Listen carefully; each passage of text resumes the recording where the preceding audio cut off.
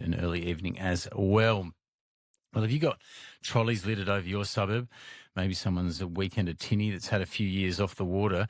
When it comes to getting rid of these eyesores, council powers are limited. But Georges River is trying to change that, supporting reforms to the New South Wales Public Spaces Act. The Mayor, Elise Borg, joins me now. Morning, Mayor. Good morning, Craig. How are you? Good, good. So what are you trying to change here? What are the current powers of councils? How are you constricted? Yeah, well, I guess what I'm doing here is just voicing the concerns I hear from the community. There's really three areas that I think need improvement. One is around shopping trolleys. One is around cars that are registered and legally parked but remain in the same place for long periods of time. And then the other is around unregistered or unidentified vehicles. So if we look at shopping trolleys as an example, at present, there's no accountability on the retailers to ensure that their trolleys are not left littering the street. So the full onus is, people expect that councils are out there collecting these trolleys, returning them to the retailers. Councils just don't have the manpower to do that, or if they do, it obviously comes at a cost to the ratepayer. So what we're calling for is that the legislation should mandate that the retailers install tracking devices on their trolleys so that they can be located and collected. Yeah. These are retailers that are making multi-million dollar profits. They should be accountable for collecting the trolleys and returning them back to the retailers. It shouldn't be a cost borne by ratepayers. How does it work at the moment? I mean, if you see trolleys out on the road or people report them, does the council pick them up, or do you just tell Coles or Woolies, hey, this is where they are? At the moment, the onus is on the retailer to collect them. The council, under the legislation currently, has to observe long periods of notification before things can be removed or retrieved from the street. So you've got to kind of warn them, but then you've got to sit around for days and see whether they pick them up first. Correct. Observe a notification period before they can be seized. How long's the period? Well, I know for shopping trolleys, I'm not exactly sure the number of days, but for things like registered vehicles that are parked safely, council they have to be unattended for 28 days, which means the ranger has to go out on day one, mark the car, go back out on day 28, observe that it's still in the same place, then issue a notification to that owner of the vehicle via either a letter or a sticker on the vehicle, and then they have that owner has 15 days to move the car. So you're up to a month and a half before any action can be taken on.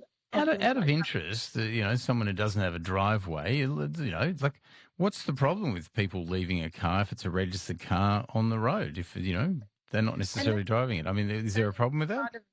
That's part of the debate. People are legally allowed to park their registered vehicles on the road. So obviously that's what they're legally entitled to do. It does affect people's amenity, and what it does do is it does take away from highly sought after parking spaces. So I recently received an email from a St George Hospital nurse. She often parks near Jubilee Stadium, which is still a little bit of a walk to the hospital. However, there are a number of all-day parking spots there. And on this particular day, she'd received a parking fine for parking in a time spot, and she was venting her frustration to me that all of the all-day parking spots were taken up by boats and trailers that never move.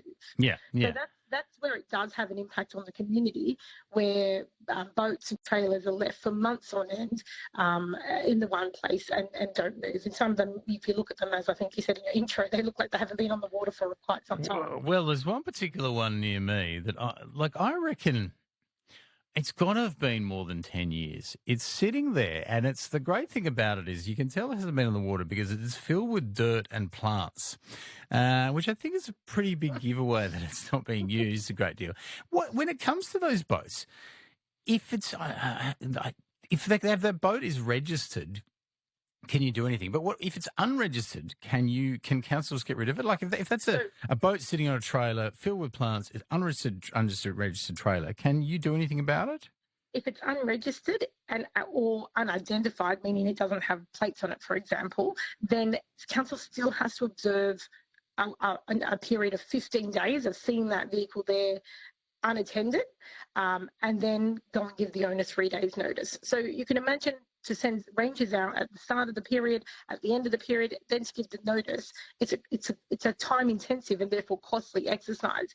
So it's kind of the ranger's job, though. Like that's fine, isn't it? I mean, at least you can get rid of it in this case. I think registered vehicles, there can be a little bit more sympathy given to vehicles that are left on the streets. But if they're unregistered or unidentified, we don't believe there should be as much sympathy given in terms of the notice period. So we've seen situations where, for example, in industrial areas, smash repairers will remove plates, leave the vehicle on the road for 15 days, and then at the 11th hour, when council finally have the ability to be able to act, the vehicles are moved or replaced with other unidentified vehicles, or the plates are changed. So this is an extremely efficient process that for councils to administer and with really little effect. So we believe that for unregistered and unidentified vehicles, there shouldn't be the waiting period that councils need to observe before they're able to act and either seize the vehicle or issue a fine. Okay, John's on the line with a question. What's your question, John? Yeah, g'day, how you going? I've got a road near us that's just completely covered in unregistered cars parked on the side of the road. They've been there for like 3 or 4 years. It ends up making the road become a one-lane road. It's quite dangerous. What's the go there? Are they allowed to leave unregistered cars parked on the side of the road for years at a time? Yeah, it doesn't seem like that's the case, John. Elise, what's your answer to that? The council does have an ability to get rid of those, don't they? Yes, they do. That's right. They do. And if it is causing an obstruction or a safety risk, then the vehicles can be seized without the notice period. So, if that applies, then that can be enacted in that area. But basically, what we're just calling for stronger powers for council to be able to act on the things like the trolleys.